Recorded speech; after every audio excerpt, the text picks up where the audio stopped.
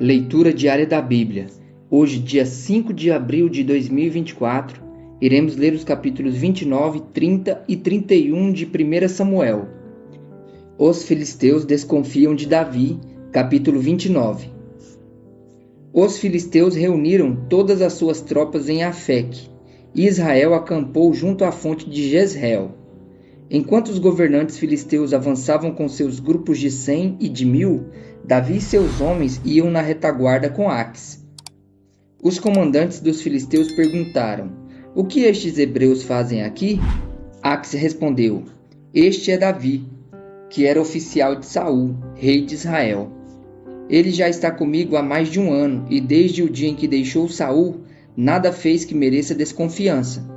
Contudo, os comandantes filisteus se iraram contra ele e disseram: "Mande embora este homem para a cidade que você lhe designou. Ele não deve ir para a guerra conosco, senão se tornará nosso adversário durante o combate.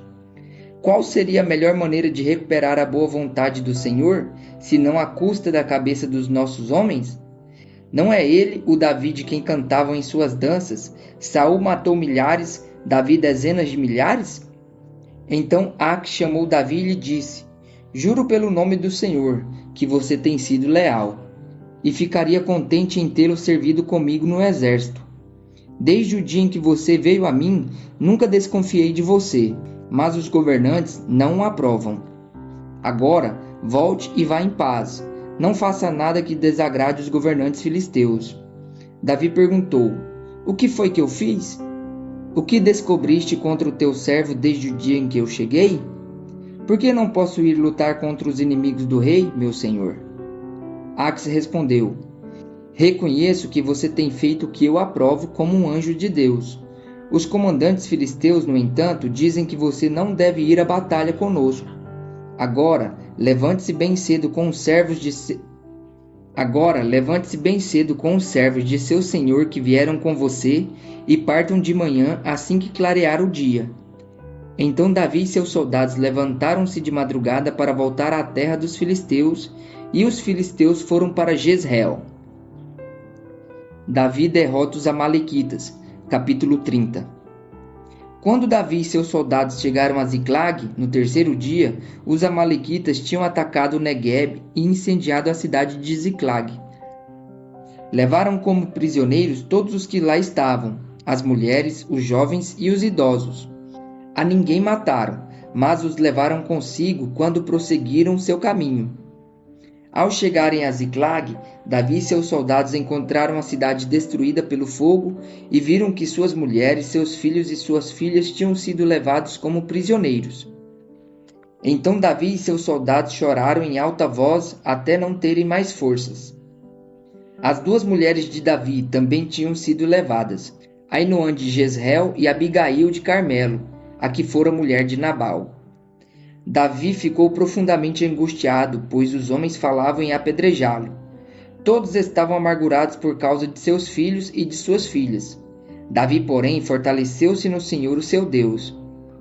Então Davi disse ao sacerdote Abiatar, filho de Aimeleque: "Traga-me o colete sacerdotal." Abiatar o trouxe a Davi, e ele perguntou ao Senhor: "Devo perseguir esse bando de invasores? Irei alcançá-los?" E o Senhor respondeu: "Persiga-os. É certo que você os alcançará e conseguirá libertar os prisioneiros." Davi e os 600 homens que estavam com ele foram ao ribeiro de Besor, onde ficaram alguns, pois 200 deles estavam exaustos demais para atravessar o ribeiro. Todavia, Davi e 400 homens continuaram a perseguição.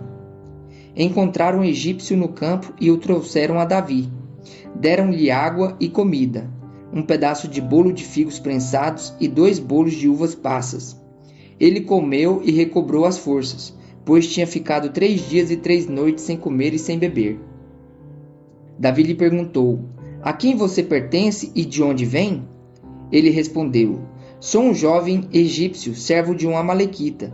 Meu senhor me abandonou quando fiquei doente há 3 dias. Nós atacamos o Neguebe dos Queretitas, o território que pertence a Judá, e o Neguebe de Calebe, e incendiamos a cidade de Ziclag."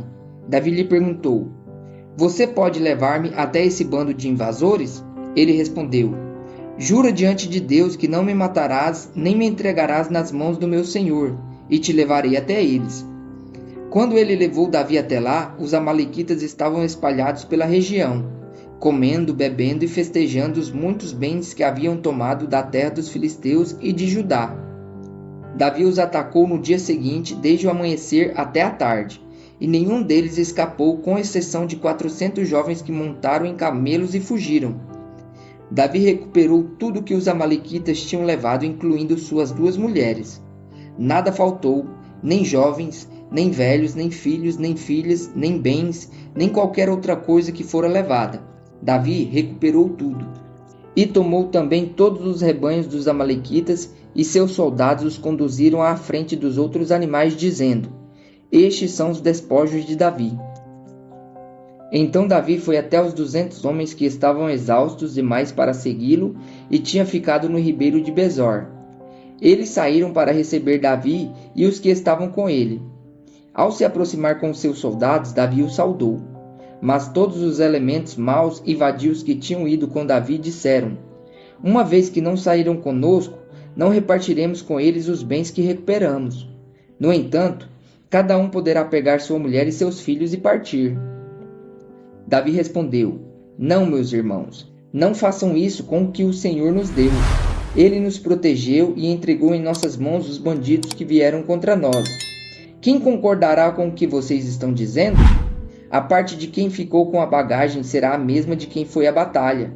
Todos receberão partes iguais. Davi fez disso um decreto e uma ordenança para Israel, desde aquele dia até hoje. Quando Davi chegou a Ziclag, enviou parte dos bens às autoridades de Judá, que eram seus amigos, dizendo: Eis um presente para vocês, tirado dos bens dos inimigos do Senhor.